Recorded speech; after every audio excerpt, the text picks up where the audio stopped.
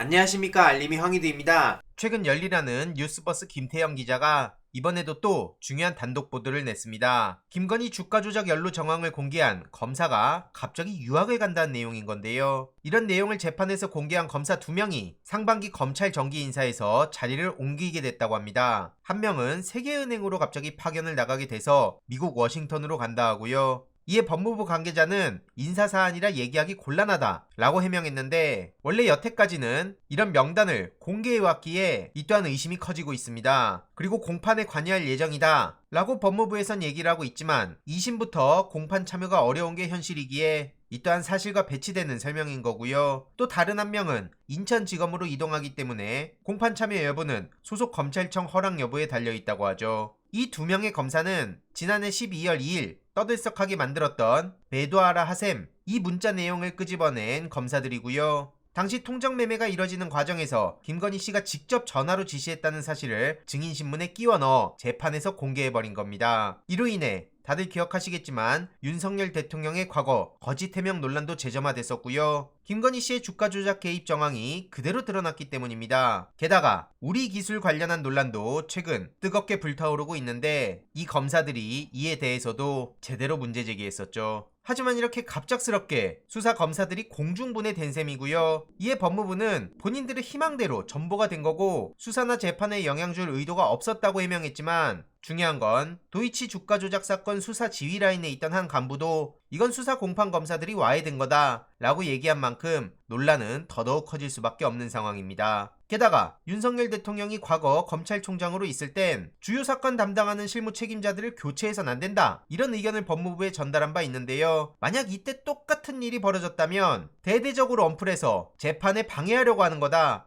라고 했을 게 뻔합니다. 그래서 과거 검언유착 그리고 정경심 교수 사건에 대해 유임됐었던 사례가 있고요. 그리고 뉴스타파 시민보 기자가 우리 기술 관련해서 대통령실 해명 틀렸다 라고 명확하게 입장을 다시 전했습니다. 우리 기술이 작전주였다는 건 이미 판결을 통해 인정된 사실이란 걸 기억해야 되고요. 그 내용도 계속 국민의힘과 대통령실에서 물타기 하려 하지만 판사와 검사의 발언을 근거로 뉴스타파가 보도했던 겁니다. 심지어 권오숙 측 변호인마저 우리 기술 주가 조작에 대해 인정한 건데, 이를 두고 대통령실은 우리 기술 종목이 작전주란 근거가 전혀 없다 이렇게 눈 가리고 아웅을 하고 있는 겁니다. 어쨌든 탈진실의 시대에 이걸 믿는 사람들이 30% 정도 있으니까요. 이에 대해 뉴스타파는 우리 기술 주가를 관리한 것으로 지목된 김모 지점장의 과거 판결문까지 입수해서 직접 살펴봤다 하고요. 앞선 대통령실의 해명도 조목조목 지적하는데요. 재판 중이지 않은 건 이미 9년 전에 재판이 끝났기 때문이고, 검찰은 이미 공소장에 김모 지점장의 주가 조작 사실도 적시했고 판사도 인정했다는 것, 이게 중요한 본질입니다. 결론적으로 대통령실의 해명은 완전히 틀렸다는 거고요. 우리 기술 임직원들은 도이치모터스에, 도이치모터스 주주들은 우리 기술에 투자한 데다 이걸 중요하게 보도한 이유는 대통령실이 김건희 씨는 2차 작전 세력과 전혀 무관하다는 해명을 그대로 유지하고 있기 때문이라고 합니다. 이런 모든 일들이 또 우연이냐? 세상의 모든 운이 다 따르는 것 같습니다. 이러니 말도 안 된다는 얘기가 나올 수밖에 없는 거고요. 심지어 대통령실에선 오히려 뻔뻔하게 법치주의 국가 타령하면서 가짜는 해명을 하고 있지만, 중요한 건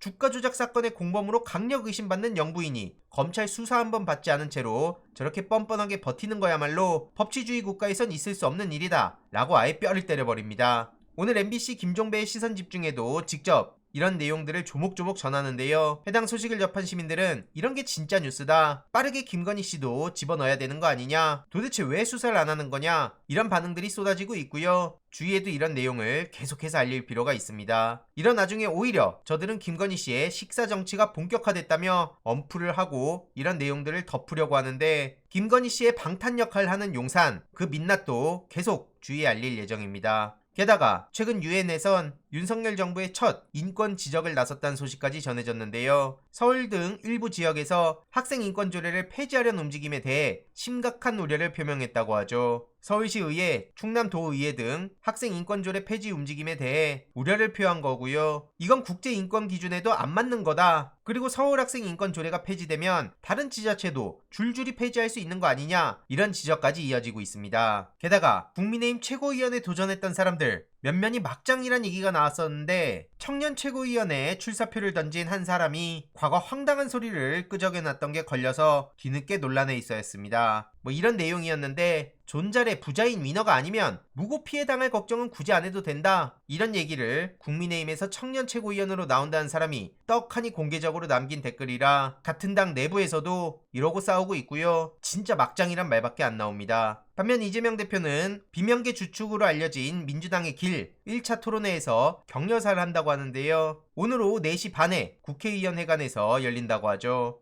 이재명 대표가 직접 출범식에 가고 싶다는 의사도 내비쳤고, 김종민 의원의 요청도 있었다고 합니다. 정말 쉽지 않은 선택일 텐데 참 대단한 결정이란 반응들이 많이 나오고 있고요. 추가적인 소식 계속 전해드리도록 하겠습니다. 이번 내용도 유익했다면 구독, 좋아요, 알림 설정, 멤버십 가입 정말 큰 힘이 된다는 점 말씀드리고 싶습니다. 주위에 널리 공유 부탁드립니다.